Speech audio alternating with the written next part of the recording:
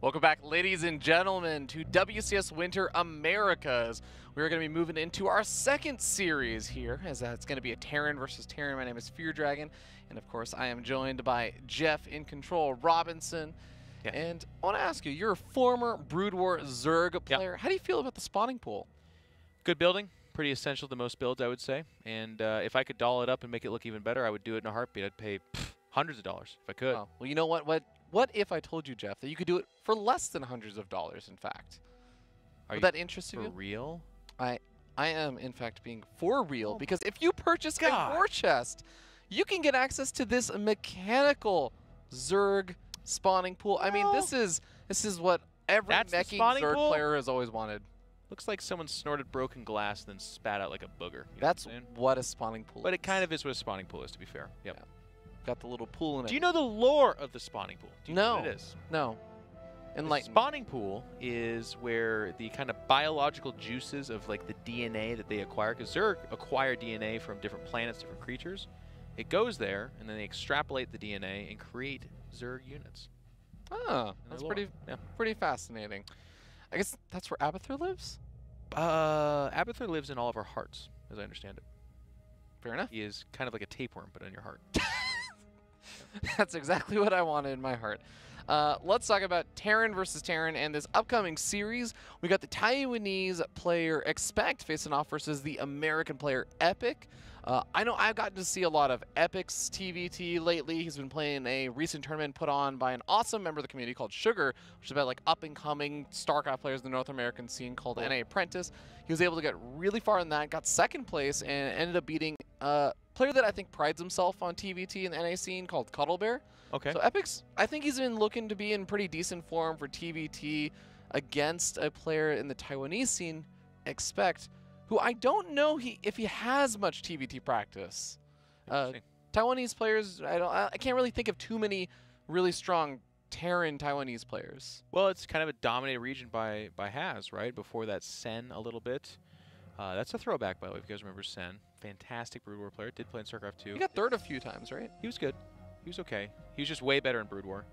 It'll be interesting.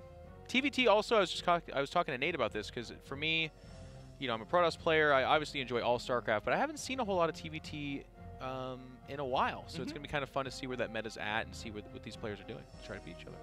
Yeah, I know at least I can speak to what I've seen ExpecT doing, but as for what ExpecT is going to do, I have no idea. I know you don't know what to expect.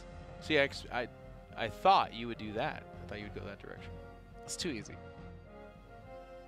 That's too easy? Yeah. That pun is too easy for you? Okay. That's where I draw the line. All right. The line's invisible to me, but there are more epic puns out there, okay?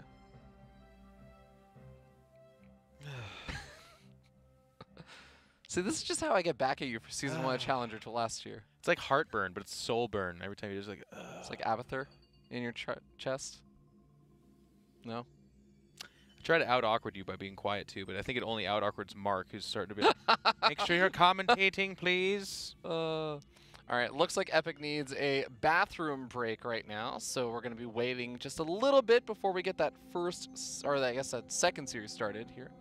How are you feeling about, I know you were saying you haven't seen too many of the TvTs and stuff, but from when we last saw a lot more of the TvTs, especially last year and stuff, we still saw a lot of those kind of like Siege Tank Raven openings. We saw a little bit of that early pressure and stuff. I know Nate was actually talking about how that's still very much a common trend. I still see ExpecT doing that a lot. Did you have any thoughts about like from that period of time? I don't mind it. TvT's just always been pretty aggressive and fun that way. I think the tough balance that they're trying to kind of find by raising some units and lowering some units through balance is you want to see diversity in all matchups. You never want it to be just like, this is what we do. And sometimes the TvT meta in general kind of falls around Marine tank, and then there's Raven sometimes, there's Viking control. People are like, wow, there's a Banshee switch every once in a while, or Liberators to try and break those lines. I don't mind it because it's still so technical and aggressive that it's really fun to watch, but we would, of course, ideally love to see mech play mixed in there, and Hellbats, and air versus ground, all that kind of stuff. But I don't know. I guess I'm just saying I never really minded it because it's always been fun. But yeah, because there's bad area. I mean, not that we need to talk too much about this as a broadcast on the StarCraft channel, but there's been bad PvP errors, I would say, or ZVZ in general, Yes. which is like just roaches hitting each other, or 4-gate versus 4-gate. That was kind of silly. We've since then gotten to great places, of course. Yeah, it's been interesting to watch how all the mirror matchups have sort of changed over time. Terran versus Terran is probably one of the matchups that's changed the most in a lot of ways. You compare back to like Wings of Liberty.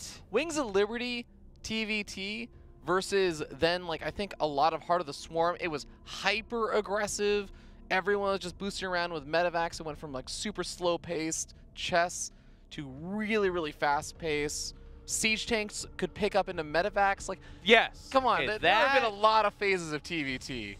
Here's what you did, and I want to explain this to everyone else out there because this is fun because I do this all the time too. A caster will just say things like we're in caster mode, we're just talking, we're filling time. There's an unexpected bathroom break, so now Ravi was just like, "What do you think about TvT?"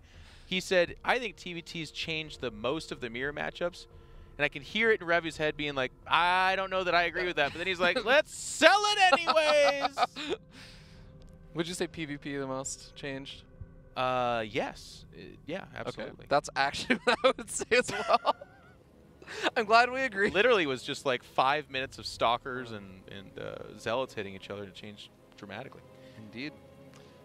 All right. Production's telling me to swap players, but I think that ExpecT is on the south side, right? We'll look at the banner. There we go. Yeah. I knew I was right. It's kind of cool, though. I was wrong about one thing, but I was right about that. Starting up here at the top right-hand corner of the map, we have the blue Terran player. He is ExpecT from Psystorm Gaming. Young guy, right? Is he not? Fairly young. He's still in college. Well, college people are young. Unless they're old in college. That is a inherently factual statement. Yeah, I like to make those. All right, starting down here in the bottom left-hand corner of the map, we have the red Terran player. He is ExpecT. We don't know his age. Could be anything. Could be ageless. That'd be cool. Why do we limit ourselves by age? Would you want to live forever? No. No, I would not. In fact, to get really morbid, I'm not sure I want to live much longer outside of this lifespan. Like there's super viruses floating around up there. I guess they're gonna. Don't worry, production. I'm not gonna talk about all the ends of the world here. They're like, Jeff, don't. No, I'm happy with my lifespan. As long as I live to 90, die with a raunchy novel on my chest, sleep in my bed, I think I'll be good. All right, that's quite the picture. It's a good one though, right? Asleep, comfortable, happy, old. That's nice. Yeah, the raunchy novel is more of the... You don't like raunchy novels, Ravi? No, I... All right, for Ravi's sake, then, to clean up this picture that he's got in his head right now, it's a very clean, it's Home Life magazine. I was thinking about redesigning my patio on my space base. Okay? I love that you, in your future, yeah, you're 90 years old, you have a space base, and you're still reading magazines. Yeah, why not? Do you read magazines now? Anyways, in this TvT down here, no, I don't. There is nothing happening. This is completely mirrored builds. We got the 1-1-1 opening for both guys. Yes, we do. Hellions coming out here to pair up with those Reapers and do a little bit of poking and prodding. Yeah. I guess small little note is that ExpecT is going for some kind of just scouting around the map after he has moved forward and just poke forward with a single SCV. They're doing exactly the same thing. Yeah, exactly the same thing. All the numbers are actually aligned. Yeah. Even going to be following up with a Hellion, neither one of them going for the Cyclone or anything. ExpecT also just keeping an eye out for any kind of proxies, but both these players, or at least ExpecT for a little bit, was sitting back at home, didn't want to move out. He's going to take advantage of the high ground. This is where you can start to secure a bit of that early game advantage. Hellion taking damage, though, for ExpecT. Even though you might say, oh, well, ExpecT had that high ground, this kind of favors him. ExpecT didn't take any damage on units that won't heal, so it's a little bit better for him. All the time you spent breaking that down.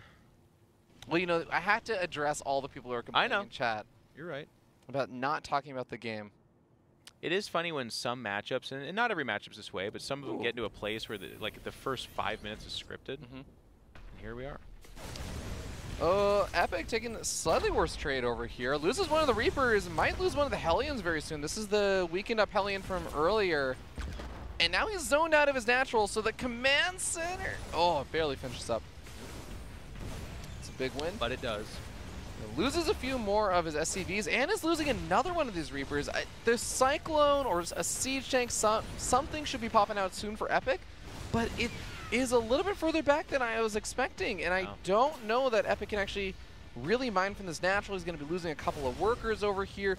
The supply depot wall should not be knocked down, but this is still not a great spot for Epic. I feel like he should have been a lot more aggressive with these Reapers right now, because once a tank does come out, immediately the game of the Reaper ends, right? Yeah. And he's just not poking up there. And he's like going for, yes, he's denying mining the natural, that's fine.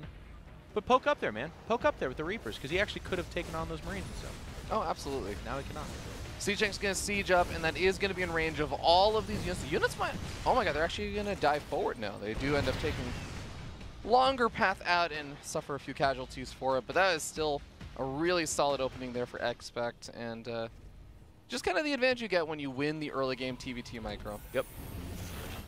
The kind of funny thing about these two, and it takes like a mental adjustment, all of that seemed super, super favorable, right? He survives with 3, well, okay, 1 Reaper, 1 Hellion, but before that he had 3 and 2.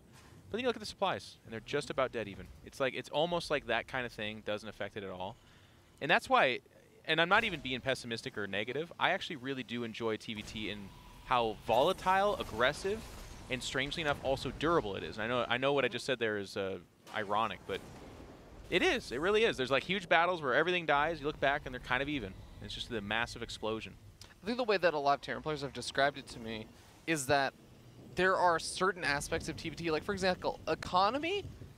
Obviously, economy is always important in StarCraft, but TvT probably one of the matchups it's less important in. Army size, as well as things like siege tank counts and that kind of stuff, is a little bit more important. And like you said, it's durable, but there are a lot of ways you can pull yourself back in the game you're behind. Oh, yeah. Well, it just kind of linchpins around the fact that Marines with medevacs and stim have such high DPS. They blow things up so quickly. If you can get on top of your opponent's production, there's not much you can do about coming back from there. But then the kind of equalizer is that tanks, huge DPS, AoE, and they're oftentimes shooting things like Marines or SCVs or maybe other tanks, all of which are fairly squishy and kind of die kind of quick. So the matchup, you know, towards the middle of the game, usually there's a bunch of buildings on fire, there's a base that's destroyed, there's armies running around at half health. It's really fun and exciting. We do have this push coming out. One more blue Terran here. Epic is going across the map, and he's got a different style. He's got the 4 Vikings earlier on, which I always find very strong. Yeah, he is going to be able to make his way forward, and ExpecT has possibly the worst timing possible for moving his army out, and has dodged vision of Epic's push out this entire time. And Epic is going to be the first one to siege up, and now suddenly ExpecT is trying to retreat back. This isn't the end of the world. He's only losing a bit of mine time and a few workers, and he might be able to catch this army and potentially punish it, but that's still something that is yet to be done. It kind of feels like the end of the world, though, Rogan, to be honest with you. He's not mining off his naturals. That's a huge chunk of his income. He's going to go after and fight this. I do like those shutdowns there. He actually kind of misses and gets a Viking. That's obviously a misclick there. He does get 2 of the tanks. And with the Raven's abilities there, he actually gets in here a lot less expensively than I expected. Yeah, TvT can be a little bit weird sometimes. God, no! The full medevac! No more Marines. Why did you load up? Oh, now the Vikings can potentially land on the siege tanks if they want to. No, it looks like he's not going to. Why? Loses his last siege tank. Can get the last medevac? ExpecT, why? I think it's when you feel like you're getting a little too cute because you say, oh, well, you don't have any Marines left over. And then you're like, oh, actually, the Vikings will just kill me. Whoops. Well, so 1 tank shot killed like 5 Marines, and I know that was shocking, but if he grabbed the remaining, I think it was 6 or 7 Marines and just fanned them out, he's not going to lose all of them, right? Like, just split them up so the tank's not... It was just the 1 tank. Wow. Wow. TvT is brutal, man. It is. And look at the supply. They're pretty okay. No, Epic is a bit behind after all that, and even his 1-1 upgrades, and that is going to be the big thing here. 1-1 is just starting up for Epic right now, and 1-1 is already finished up here for ExpecT, so he's going to have this massive period of time where if he gets that armory up, I don't think he's actually started it just yet, but if he does finish that up soon, he can start up 2-2 and maintain that upgrade advantage for a while. Yeah. Yep, of course. When both players are making mass Marines, the upgrades are a big, big deal. Got a drop coming in over here. Not sure you would target down the E-base in this case. I think you still go after the SCVs. Yeah. either one of them will be pretty solid victories. A siege tank over here going to try and siege up, just cut off the area that this drop can maneuver. The Vikings can ensure that this is going to be a one-way trip for all these units. Auto turret being used does some damage, buys some time, baits the army into the siege tank line. This is already still some okay damage here for ExpecT. Yeah. Better than you would expect against a player that has these Vikings and just late finished a missile turret that would have otherwise, I think, partially blocked this off. But it's the positioning that was the big win there. There's only this one tank, but it's kind of out of position. And the Vikings are nice, but there's no medevac. So actually right now the Vikings are just kind of dead weight. And with this third dislodged and only the one tank over here, I think he's not, is he just the one tank? No, it's two now. Three. Okay. Fourth one on the way as well. There's no air units for ExpecT to actually go after right now, but that doesn't mean ExpecT is relying purely on scans for that extra little bit of vision, and he does scan at the right time, catches the siege tanks starting to move forward. This is already doing quite a bit of damage to ExpecT once again. Oh, yeah. He's just securing more and more. He's taking a lead and just bringing it further. And that is what the great pair Tastosis has taught us from an early age. That scan, by the way, you talked about it was just so funny because it was like exactly right. Picks off the one tank that was in range. This is actually a really good read here from ExpecT. It's one of the oftentimes things Terran players will do is they say, oh, my third's being denied. I'll just go to a fourth base instead. Yeah. And immediately just catches a bunch of SCVs over there. Yep. And I feel like in a different situation, ExpecT would be feeling so good about these Vikings, though. It's been funny. Is there are just not many medevacs around because every time they show up, they get shut down immediately. And this is the advantage of this. Oh, and there was the advantage of that. Well, I mean, yeah, it's obviously not alive, and that's bad. But the one Liberator died so that all the Marines could die there, which means this push is done. It's got to back up. I do agree with you, though. Obviously, 2 Liberators there, it gets a lot more for that trade, which is a lot better. Yeah. If it were an evened up game, I feel a little bit better about that trade. Okay. But here we are. ExpecT. Big Doom drop. Okay, well this is one way ExpecT can come back. Oh my god, and he kind of realized it late too. 2 mostly full medevacs died.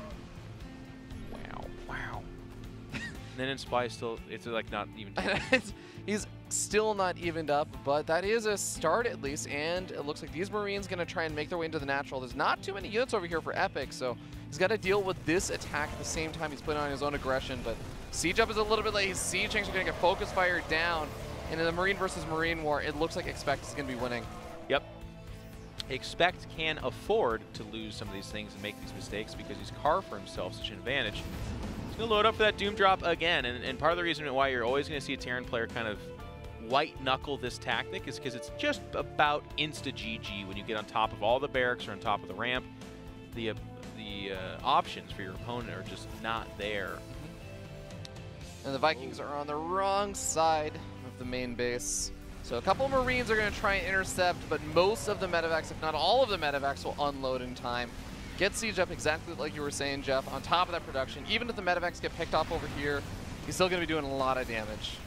And here come the SCVs, but they are just so many lambs to the slaughter. The Marines die. The Vikings, sure, they killed the medevacs, but now they're dead as well. And that is going to be it for Red Terran. ExpecT takes the first game. Well done. Super solid play, all off of the early game advantage that he procures through the initial micro of those Reapers and the Hellions, and just gradually building it more and more and more. Occasionally falling back a little bit with a medevac full of Marines dying, but well, yeah, really solid. I mean, and again, that's the TvT kind of funny thing, right? Like, it was actually the army of, well, it was the Blue Terran's army that shows up outside the natural for that tragic timing, but because of the Ravens' ability to shut down those tanks, and then probably, no, actually it was him that made the mistake of losing them. Anyways, shutting that down as well as he did and taking the faster third is what allowed him to have the more robust army and economy, despite the setback of just tragic timing, so kind of interesting. Yep. All right, and now we get ready to move into game number 2 to find out if ExpecT is going to be moving on to that winners match or if he's going to go to lower bracket match. This is just still the second series of the Americas group. Looks like the lobby is getting on up. We'll find out what the map is going to be, since that, I know we also saw, like in that last game, how the map can have a big impact. ExpecT trying to siege up behind one of the mineral lines. Kairos Junction going to be the next map. A little bit harder to do those kind of immediate siege ups right behind and getting on top of the mineral line, but overall should be a fun one. Ravi, what's your early take? I think you probably agree with Nathanius and I that Scarlet is a shoo-in to make it out of here, But who's coming out second? Does Peely have what it takes to beat either of these Terrans, or is it one of these Terrans? So here's the funny thing about Peely, Okay. is that Peely, really good. I think he actually has a lot of natural talent, and I think that's actually what carries him. He's not one of the players that is playing super hard or training super hard. He watches a lot of StarCraft and just picks up things sort of naturally. And I know he's been playing and watching more StarCraft, but I don't really think that he has been keeping up with it as much. You think one of these two? I really do think it's actually going to be one of these two. And after that first game, I kind of want to say ExpecT. Before, I would have said Epic. But that first game was really good from ExpecT. It was. I made some pretty big mistakes too, though, right? Like in that game, what's kind of funny is, to me, the bigger mistakes were made by him, and yet he wins. Just because he had the bigger economy and the better army. That's true. Well, we'll see if Epic can capitalize on those kind of mistakes. As we see down here in the bottom right-hand corner of the map, I've already said his name, but it is still quite the epic introduction. Systrom Gaming. Oh my god. I was hoping you wouldn't say anything. I just see you physically nodding your head no. It's tough, man. Starting up here in the top left-hand corner of the map, we have the red Terran player, currently sitting up 1-0, the Taiwanese player himself. It is ExpecT. And it would be fun. You were talking about maybe ExpecT being the player to make it out second in the group. I mean, we just do not talk about any Taiwanese players except for Haz. The Chinese scene also just kind of emerging, but we saw Tu Ming lose yesterday fairly hard, right? So it would be nice to get things shaken up and see some of these new faces. That'd be great. Haas, just Haas, and also even Nice being one of those other Taiwanese Okay, players. fair enough, Nice. Yeah, but I mean, to your point exactly, it's a lot of those Taiwanese Protoss players that have a little bit of a reputation. Haas maybe more than Nice. Little reputation? Has a big reputation for being a bit cheesy and having some very weird styles and builds. It would be really cool to see some of these other races from Taiwan actually doing a bit better, like the Terran players, maybe some of those Zerg players as well. Sure. But in order to do it, ExpecT will have to get past Epic here, finish out this series, and then do their best to beat Scarlet. And if not, then they'll have a whole nother match to go. And we know how that goes oftentimes. If you knock someone in the lower bracket, they sometimes come back with a little bit of extra something for you. Well, Reaper finds one of the SCVs. I was looking to go in for a bit of a scout or maybe proxy a starport as the factory just finished on up. Well, that was ExpecT's original plan. He is not going to be doing it anymore. Ask for a pause as he has to refigure out his game plan. Yeah, he's like, hang on. Wait a second. Tactical pause. I didn't expect this. Yeah. Well, as the players figure things out, we will hop back around, just talk about how things are going. Okay. How are you? They're having a little bit of lag, so it's just taking a pause. Gotcha. Even out here. Yeah. I'm good. Thank you for asking. I like Burbank. I like casting StarCraft. It's a good time with these guys here. We went and got some Olive Garden. I saw a lot of people in the chat. Where is Zombie Grub? Where is she? I'll let you know. She's here in Burbank going over mountains of notes on these players. She's studying, preparing herself. She'll be commentating, I think it's Thursday of this coming week. Next Thursday. Alongside Nathanius and Ravi. Mm-hmm. Indeed. Going to be fun. Yeah, on the note of the ping and stuff, remember that this is the Americas group, which means that we have a lot of different regions playing today. Yeah. So playing across some pretty big borders. Great to mention ZG. Yeah. Cool. She's been in the chat memeing up as well. A lot of StarCraft fam here. We're in it, guys. We're in WCS winners. It's just really fun. We got this broadcast. We have next week, like we were talking about, and it just keeps on going. And then IEM Katowice coming up as well. They just tweeted and announced their bracket. So the pro gamers are looking over that. It's very stacked, of course, so some fantastic StarCraft coming up here. Yeah, it's the great time where Apollo makes that tweet, which is actually not ironic or like sarcastic or by any means, and actually saying this is the most stacked Katowice we're going to have, because every single time every year looks more and more stacked, more and more great. It is. It's true. I know that. Yeah, you know, it used to be that Cash just got a lot of crap for like hyping things up, but it hasn't happened as much. I think people are obviously more in tune with kind of how these broadcasts go, but also there's more to hype up. They actually are just getting better and better. Cyril did just win BlizzCon. That actually did happen, which is pretty cool. And We're back in the game, though. Was one of the few tournaments he actually didn't do as well in. Yeah, and I have no idea why you're mentioning that right now. I was saying this is his chance to come back. You were just it's his chance to come back. You were just saying. Yeah, because it's like the unfinished business. Okay. We were talking about hyping and then you're Yeah, like, this is a chance to come back. Yeah, it's just. You ever looked into Tourette's at all, or? Into what? Huh? So we do have the the Reapers and the Hellion going to be sitting at the top of the ramp here. We saw how this went last game. ExpecT was able to kind of catch ExpecT a bit off guard with a micro. ExpecT, I'm sure, is going to be a little bit more on guard about it this time. And we actually even end up seeing the Cyclone coming out pretty quickly over here for ExpecT. So playing a little bit safer. ExpecT just getting up his own tech lab and going for his own Cyclone as well. So also playing a little bit safer. Yeah, I mean, you're right. I'm not laughing at you. It's just funny. TvT's funny. Both players did the exact same thing. Game 1, Game 2. Literally, they're at the top of the same ramp, and literally behind that, they're building the exact same thing. Except for right now, there's a slower Raven potentially for ExpecT, maybe?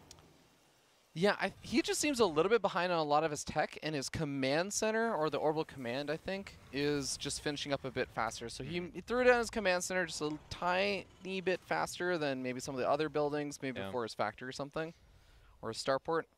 Well, no Raven for him so far, actually, as it turns out. That's the difference. That's it. Nope, never mind. I'll be quiet. It's just a little bit further behind on the production for it. Yeah. ExpecT is going to be the first one to move out with those early Reapers and the Hellions. He's going to be able to move forward, but as soon as that Cyclone shows its face, you kind of know, okay, I am not going to get a whole lot done here. Nope. Pull back. But I guess the intel's good enough as well, because there is the chance they're doing something wildly different. But when you see that kind of composition right there, you're like, nope, they're doing the same thing.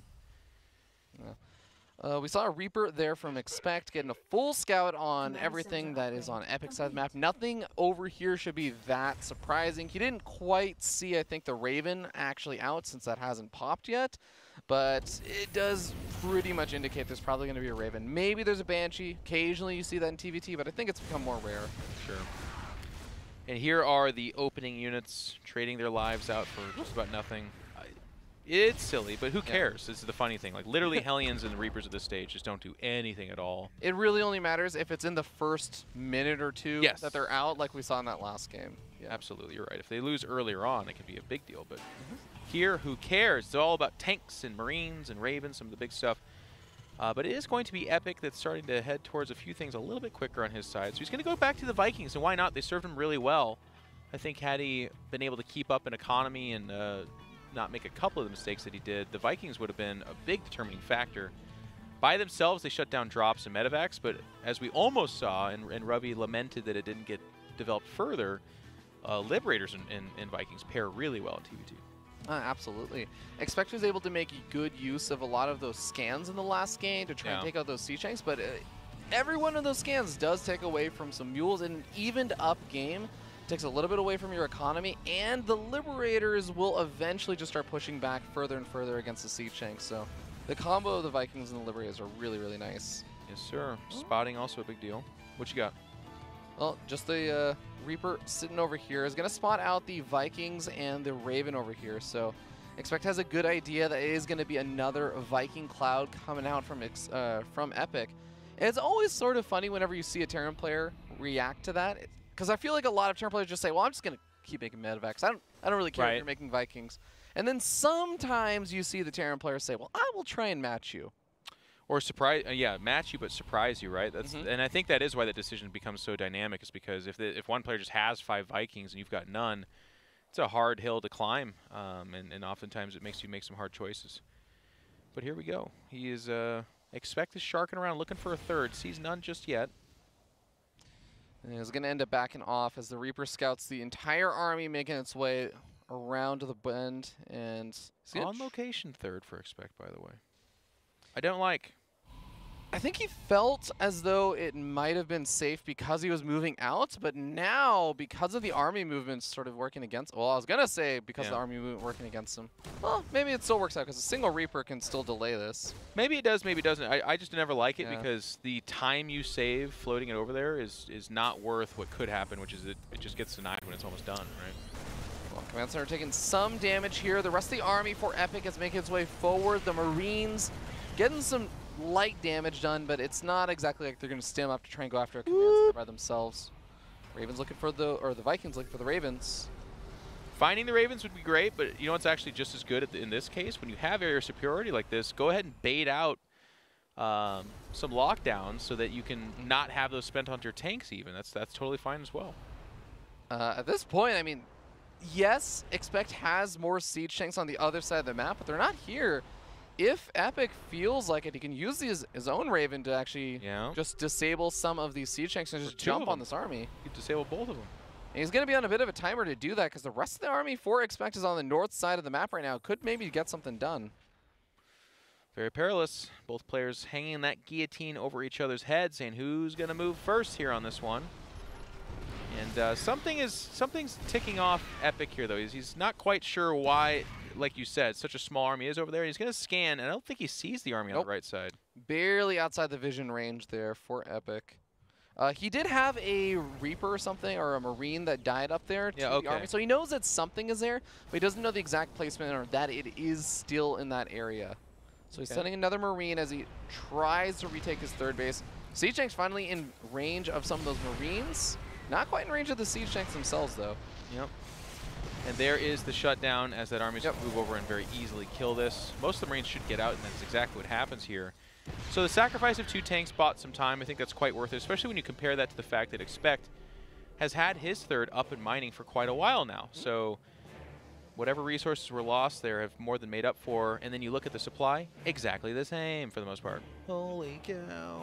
Yeah, I do like that Epic has been able to stay on top of those upgrades this game as opposed to the last game. He fell really far behind on those. Now he's got 2-2 on the way in the armory. Only now finishing up here for ExpecT. But like you said, overall, the game does look fairly even. It's going to come down to where the trades happen. Yeah. I guess one other nice thing is that killing off a bunch of your opponent's siege tanks means you do have a pretty substantial siege tank lead. Sure. But it's ExpecT that's sharking around the middle of the map, right? And I always like that in TvT better. You're going to catch little things like that, like a tank dies for free. And actually, does this become something more? A lot of lockdowns on a lot of those tanks. They're sieging up behind this are the tanks, but there's a huge line of Marines getting on top of this. And this game might actually just end right now. The Vikings land, but immediately disappear, as you can see. And if the game goes on, it's going to be in shambles because ExpecT jumps on top of this third. It's getting repaired, but there's nothing coming to save it. That's it, GG. And then we're going to have a 2-0 for ExpecT. Expect the unexpected. That is the perfect explanation of how that game actually went. Because it was a situation that it felt really even, and then suddenly, oh, your siege tanks are on siege, and my Marines are here. Well, I guess I just kill all of them now. Really good, like small little decision making in a split second, disabling a bunch of those siege tanks with the Raven and that kind of stuff, and being able to judge and say I can actually jump on this. That's not an easy thing to come by. Yeah. Like that takes a lot of practice and kind of experience. But yeah, that looks a little silly when it happens. I'm going to use a metaphor. It's actually the perfect metaphor, so it has to come out. But I know that this is going to go over your head. Hopefully, it'll identify with a lot of people. Do you know what a circle pit is at a metal concert? So a circle pit is where people make an area, and they're feeling the music or whatever, and people go in the middle of it, and they swing their arms around, and they just kind of try to randomly hit each other. It's very violent. A TvT to me is like 2 people alone in a circle pit, just like kicking and swinging as much as they can, and then just randomly eventually like they just hit each other, and it's like, what's gonna happen? Because the guy ExpecT was just walking down the middle of the map, and you're like, well, there's more tanks for Epic, but Epic also was moving to the other side of the map, and then they just hit, and that was it. It was over, and it's a circle pit. I've seen it before. I appreciate the metaphor. I don't understand why these exist. Because they're both just why is circle pit exist? No, I've got nothing on that. I don't know. I don't know why people do that. Okay, but it's an apt metaphor, and I guess it's a real thing that happens. We know that ExpecT has a little bit more body mass and comes out ahead in the circle flailing, but it's the circle pit. Yeah. Congratulations, ExpecT is going to be moving on to that winners match and facing off versus Scarlet. Epic still has an opportunity to face off versus Peely, one of the older players from the North American scene that saw some success, took some time off, went to bodybuilding. Did he? Well, yeah, he actually went into a little bit of bodybuilding. We got any pictures? We'll talk about that in a little bit. As we come back with WCS Winter Americas.